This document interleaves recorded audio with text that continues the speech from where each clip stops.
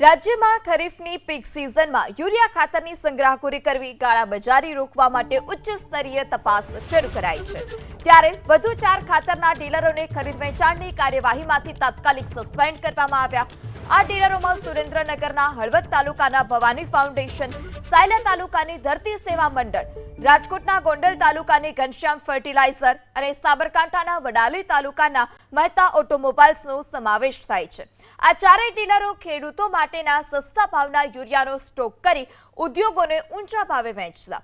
નોંધનીય છે કે અગાઉ પણ Gujarat fertilizer dealers association Jamnagar અને ગુજરાત ઓનિયન ગ્રોવર્સ ફાઉન્ડેશન ભાવનગરનું લાયસન્સ રદ કરી ખાતરની ખરીદ વેચાણની પ્રક્રિયામાંથી સસ્પેન્ડ કરવામાં આવ્યા। એબીપી અસ્મિતાએ શનિવારના હું તો બોલીશ કાર્યક્રમમાં ખાતરની અછત અને સ્ટોકનું સત્ય શું છે તે શીર્ષક હેઠળ અહેવાલ પ્રસારિત કર્યો હતો।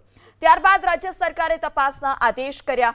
રાજ્ય સરકારે ગુજરાત એગ્રો ઇન્ડસ્ટ્રીઝ કોર્પોરેશન લિમિટેડના મેનેજિંગ ડિરેક્ટર વિજય ખરાડીને તપાસ સોંપી। સાથે સાથે 3 ગેસ કેડરના અધિક કલેક્ટર દરજ્જાના 3 અધિકારીને પણ કામગીરી સોંપવામાં આવી, ડેપ્યુટ કરાયા। ત્રણેય અધિક કલેક્ટર દરજ્જાના અધિકારીને 6 જિલ્લાની જવાબદારી સોંપવામાં આવી, જેની હેઠળ 64 ટીમોએ તપાસ શરૂ કરી। આ તરફ ખાતરની અછત નિવારવા માટે કેન્દ્ર સરકારે ગુજરાતને વધુ 80,000 મેટ્રિક ટન યુરિયા ખાતર ફાળવ્યું। તો હું તો બોલીશ ના અહેવાલ બાદ સરકારે તપાસના આદેશ આપ્યા છે। યુરિયાની કાળાબજારી કરનાર સામે જે તવાઈ છે તે બોલાવવામાં આવી છે। કાળાબજારી કરનાર અને સંગ્રહખોરી કરનાર જે વધુ 4 ડીલર છે તેઓને સસ્પેન્ડ કરવામાં આવ્યા છે, તેમના લાયસન્સ સસ્પેન્ડ કરાયા છે। ખાતરની અછતની અનેક ફરિયાદો મળ્યાનો કૃષિ મંત્રી રાઘવજી પટેલે સ્વીકાર કર્યો છે।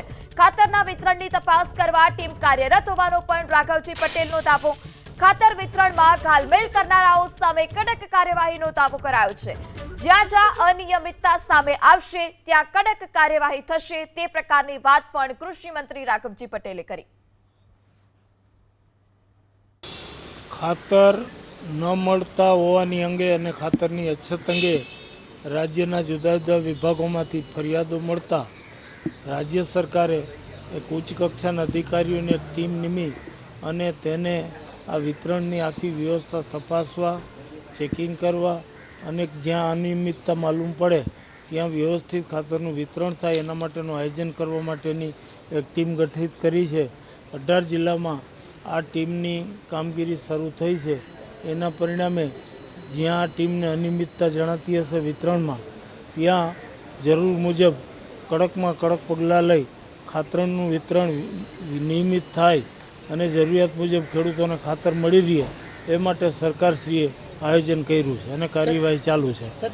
4 જેટલા વિક્રેતાઓને સસ્પેન્ડ કર્યા છે અને બીજી તપાસ પણ ચાલી રહી છે। અનિયમિતતા માલુમ પડશે ત્યાં કડકમાં કડક કાર્યવાહી હાથ ધરાશે। લાયસન્સ સસ્પેન્ડ કરવા સહિતની તમામ કાર્યવાહી થશે।